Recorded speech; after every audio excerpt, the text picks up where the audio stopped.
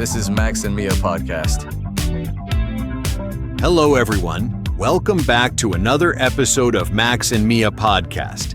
And as always, we are really glad you decided to spend some time with us today. Absolutely.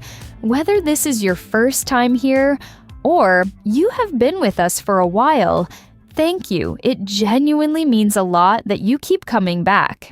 It does. And Mia, I have to say, I was thinking about something before we started recording today. Oh yeah? What was it? You know how sometimes you are watching a film or a series in English and you catch yourself understanding something that 6 months ago you would have completely missed. That moment is, I don't know. It is hard to describe. No, I know exactly what you mean. It is like something just clicks. And the funny thing is, it does not happen gradually, right? One day it just hits you. Exactly. And I think that is actually a perfect way to lead into what we have for you today, because this episode is all about those moments. The small everyday situations where your English can either sound natural or, let's be honest, like a textbook. So today we are going to look at real everyday situations, but we are also going to show you how to take your English up a level so you do not always sound like you are reading from a manual. And as always, this episode is great for shadowing. So if you want to work on your pronunciation and your rhythm, just follow along with us as we speak. Do not be shy about it. We also have some speaking challenges coming up later, so stay with us for those. They are genuinely useful and a little fun too. All right, let's get into it. So, to kick things off today, let's talk about a classic everyday scenario. We call it water cooler talk. Now, pause for a second. Have you ever heard that phrase before? Water cooler talk? Take a moment to think about what that might actually mean. If you haven't heard it, don't worry. The concept is pretty simple. In a lot of offices, there is a water dispenser, a water cooler, and when people go to get a drink of water, they naturally bump into their coworkers. Exactly. So, water cooler talk is just the term we use for those short, casual conversations you have with colleagues during a quick break. It is not about big, stressful projects or serious meetings. It is just friendly chit-chat about your weekend, the weather, or maybe a TV show you are watching. Right. And this is a situation where textbooks often fail us. A textbook might tell you to walk up to your coworker and say, "Greetings, colleague. How was your weekend?" Please do not say that. It sounds so robotic. Instead, you want to use phrases that sound relaxed. So, to elevate your English here, instead of a basic, "How are you?" try asking, "How are things?" Or, "How's your week going so far?" How are things is a great one. Another good situation is Monday mornings. Instead of just asking, "Did you have a good weekend?" you can make it sound much more natural by saying, "Get up to anything fun this weekend?" I use that one all the time. It immediately makes you sound more fluent. And finally, when the break is over and you need to go back to your desk, don't say, "I must depart now." Yeah, definitely don't say that. A really natural way to excuse yourself is simply to say, "Anyway, I'll let you get back to it," or just, "Catch you later." It is polite, but keeps things moving. Perfect. So, let's see how all of this actually sounds in real life. Let's listen to our first conversation of the day, where two coworkers bump into each other in the break room. Hey, Daphne, how are things? Oh, hey, Vance. Things are good. Just trying to convince this coffee machine to actually dispense coffee instead of vaguely brown water. How's your Monday going so far? About the same, honestly. I think I'm on my third cup already, but surviving. Get up to anything fun this weekend? Not too much, which was exactly what I needed. Saturday was mostly just running errands, grocery shopping, finally getting the oil changed in my car. But yesterday, I actually drove out to the state park for a long hike. The weather was absolutely perfect for it. Not too hot, and the leaves are just starting to change color. Oh, that sounds incredibly relaxing. Which trail did you do? The one near the lake? Yeah, exactly. The Ridge Trail. It wasn't too crowded either, which was a really nice surprise. What about you? Did you end up going to that big family barbecue you mentioned last week? I did, yeah. It was at my older brother's place. It was really great to see everyone, but you know how family gatherings can be. It's exhausting in its own special way. Plus, my nephews have somehow acquired a full acoustic drum set, so that was loud. Very, very loud. Oh no, a drum set? Your brother must have seriously annoyed someone to get that as a gift for his kids. That's exactly what I said to him. But anyway, the food was absolutely incredible, so I really can't complain too much. Smoked brisket, homemade potato salad, grilled corn, the works. I basically ate my entire body weight in barbecue. Well, that definitely makes up for the headache. Speaking of noise, did you catch the game last night? Or were you still recovering from the brisket coma? I actually did watch it. I was barely keeping my eyes open on the couch, but I managed to see the final quarter. Man, what a crazy finish. I honestly thought they were going to blow the whole game in the last 2 minutes. Right? I was practically yelling at my television. The refereeing was absolutely terrible during that whole third quarter, but that final unexpected touchdown totally made up for it. Pure luck, if you ask me, but I will absolutely take the win. It definitely makes coming into the office on a dreary Monday morning a little bit easier when your team actually pulls off a victory for once. Exactly. Small victories.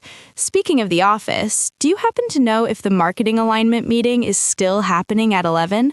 I haven't seen an updated calendar invite. As far as I know, it's unfortunately still on. I saw Peterson printing out a massive stack of agendas earlier, so I assume we're still going to be trapped in conference room B for at least an hour. Fantastic. Just what I wanted to hear on a Monday. Well, I should probably go back to my desk and review my notes before that starts, assuming this machine ever gives me my coffee. Looks like it's finally finishing up. Anyway, I'll let you get back to it. Good luck surviving the meeting. Thanks, Vance. Catch you later. So, listening to Vance and Daphne, the biggest takeaway isn't just the vocabulary they used, but the rhythm. Notice how they didn't just ask a question, get a one-word answer, and stop. Exactly. It's what we call the ping-pong effect. Daphne didn't just say her weekend was good.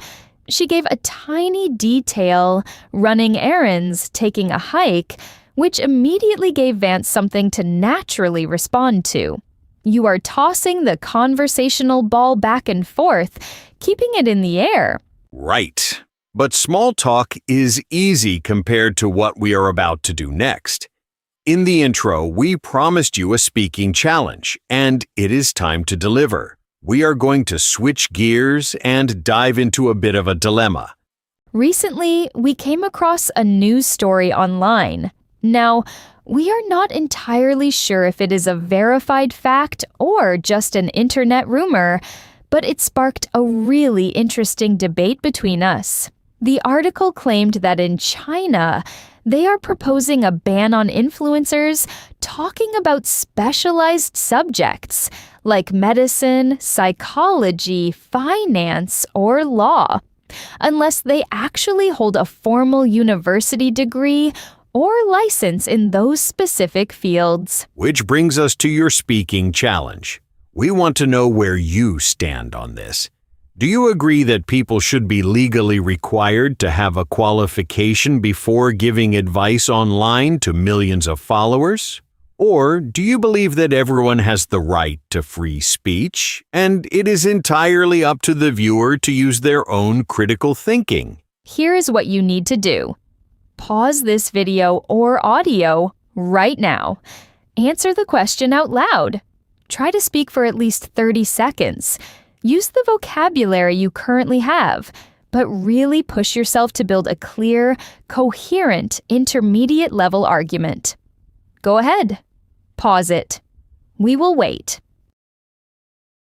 Okay, assuming you actually paused and did the challenge, great job.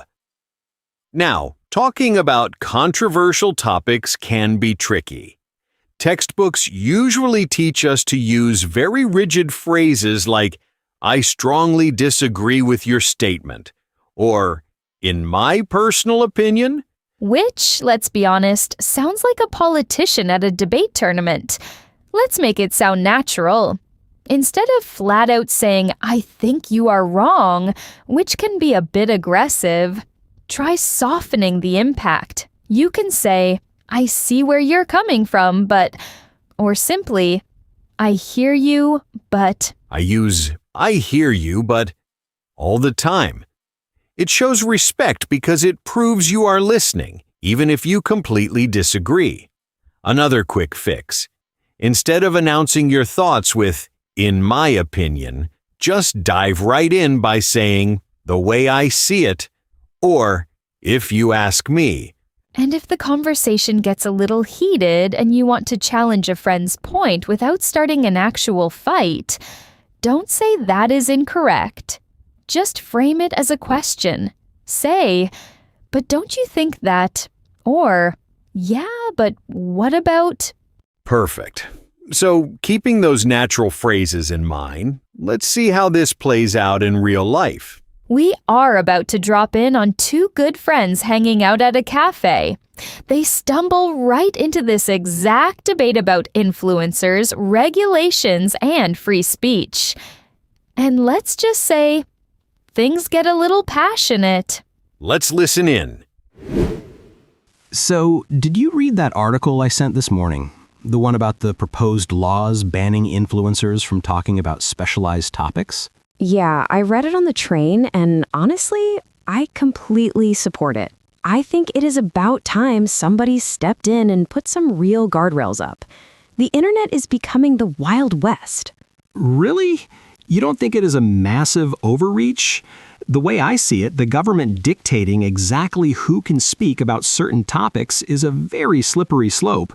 It completely goes against the core concept of free speech. I hear you, Gideon, but we're not talking about people sharing harmless opinions on movies or fashion trends. We're talking about medical advice and financial investments. People are out there telling millions of followers to drink toxic supplements or put their life savings into sketchy crypto coins. Yeah, but what about personal responsibility? If you're a grown adult and you take medical advice from a 22-year-old on the internet who dances for views, that's on you. People need to use their own critical thinking skills. You cannot effectively regulate common sense. But don't you think that's a privileged way to look at it? Not everyone has high media literacy. A lot of people are incredibly vulnerable. They might be desperate for a health cure, and when they see someone confident with 1 million followers and professional lighting, they take it literally. I get that, I really do.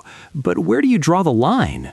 Are we going to ban everyone who gives basic fitness tips unless they hold an advanced kinesiology degree? If you ask me, platforms should just put a clear disclaimer on the video. Let the creator speak, but flag the content as unverified. A tiny gray disclaimer at the bottom of the screen doesn't do anything. People just scroll past them. And what about the kids watching this stuff? Teenagers are highly impressionable. They see their favorite creator doing something reckless in the name of health, and they immediately try to copy it. Okay, but again, that comes right back to the parents. It's fundamentally a parent's job to monitor what their kids are watching online. You cannot expect content creators to raise the next generation. If a teenager is influenced by a dangerous health trend, the parents need to intervene, not the government. I see where you're coming from, but let's be realistic. Parents are working long hours, they're exhausted, and these algorithms are designed to be addictive. You can't expect a parent to monitor every single 30-second clip their teenager scrolls past daily. It's physically impossible. The creators themselves need to be held accountable for the damage they cause. I'm not saying creators shouldn't have a moral compass. Obviously, they shouldn't intentionally spread lies, but making it legally forbidden to talk about psychology just because you lack a PhD? That blocks out normal people who share genuine lived experiences. Sometimes finding a community online sharing mental health journeys is more accessible than an expensive therapist. Sharing a personal journey is totally fine. Saying, "This routine helped my anxiety," is vastly different from saying, "Stop taking your medication and buy my holistic herbal tea." That's the essential distinction. When you monetize an authority you don't actually have, you become a danger to public safety. I guess we're going to have to agree to disagree on how to solve this. I still firmly believe educating the audience is a better path than censoring the speaker. And I think waiting for the entire world to magically become perfect critical thinkers is a fantasy. Sometimes you simply need a hard rule to stop the bleeding. Wow. That definitely escalated a bit, didn't it? It really did. But what I loved about Gideon and Thalia's conversation is that even though they completely disagreed, they kept the dialogue moving. They used those softening phrases perfectly. Exactly. By using phrases like, "I see where you are coming from," and framing counter-arguments as questions, they managed to have a passionate debate without it turning into a toxic argument. That is a massive skill to have in any language. Absolutely. All right, let's take a collective breath and move on to our final scenario for today. We have covered the workplace. We have navigated a controversial debate. Now it is time for a situation that can honestly be the most nerve-wracking of them all. First dates. They can be wonderful, exciting, and romantic. But let's be real for a second. They can also be incredibly awkward. You are sitting across from someone you barely know, trying to make a great impression, while also desperately trying to keep the conversation from stalling. And when we get nervous, our brains often default to the safest, most basic English we know. The problem is, a date starts to sound like a job interview. You end up asking rapid-fire questions. Where do you live? How many siblings do you have? What is your profession? It feels like a police interrogation. If you want to elevate your English, you have to soften those questions so they invite a story, not just a one-word answer. For example, instead of the classic textbook question, "What do you do for work?" try asking, "So, what keeps you busy during the week?" That is such a great alternative because it gives the other person a choice. They can talk about their career, or if they hate their job, they can talk about a passion project or a side hustle instead. Exactly. Another classic trap is the hobby question. Asking, "What are your hobbies?" sounds very formal. A much more natural way to phrase it is, "What do you like to get up to when you actually have some free time?" Or, "Are you into anything interesting outside of work?" Now, let's talk about the elephant in the room. Awkward silences. They are going to happen. But instead of panicking or blurting out a random question, use your environment to pivot naturally. You can just look around and say, "So, have you ever been to this spot before?" Or, "I have to say, the atmosphere here is actually really nice." It takes the pressure off instantly. And finally, when the date is wrapping up and the bill arrives, if you actually enjoyed yourself, don't say something robotic like, "I desire to accompany you on a future outing." Yeah, please do not say that. If you want to see them again, keep it confident but casual. Just say, "I had a really great time tonight. We should definitely do this again sometime." It leaves the door open without putting too much pressure on them. Perfect. So let's put these phrases to the ultimate test. We are going to drop in on two people who are about halfway through their first date at a cozy downtown restaurant. The initial awkwardness has passed, the appetizers are gone, and they are really trying to figure out if there is a connection here. Let's listen in and see how they handle it. I have to say, the atmosphere here is actually really nice. I found this place online, but the lighting is great and the music isn't overpowering. It really is. It is surprisingly quiet for a Friday night. I love that you can actually hear the person sitting across from you. So, have you ever been to this spot before, or was this a blind guess? Completely blind guess, honestly. I usually stick to places near my apartment, but I wanted to try somewhere new tonight. The appetizers were amazing, but I feel like I only know the basic details from your profile. What keeps you busy during the week? Well, aside from trying to keep my plant houses alive, I work at a logistics firm downtown. It involves massive spreadsheets and tracking international shipments. But honestly, I love the puzzle of it all. Making sure 100 moving parts align perfectly is weirdly satisfying. What about you? Your profile just said consultant, which is usually code for traveling constantly. You nailed it. It is definitely code for traveling constantly. I help restructure supply chains for grocery stores, which means I spend a huge amount of time in airports. It pays the bills, but living out of a suitcase gets old fast. I can imagine. My sister used to do something similar, and she quit because she forgot what her own living room looked like. So, considering you're always on the road, what do you like to get up to when you actually have some free time at home? Are you into anything interesting outside of work? I try to be. Recently, I've gotten into restoring mid-century furniture. It probably sounds like an old man's hobby, but after staring at a laptop screen and dealing with meetings all week, there's something deeply therapeutic about just sanding down an old oak table for 3 hours. It gives my brain a complete break. No, that doesn't sound like an old man's hobby at all. That is genuinely fascinating. I'm notoriously terrible with my hands.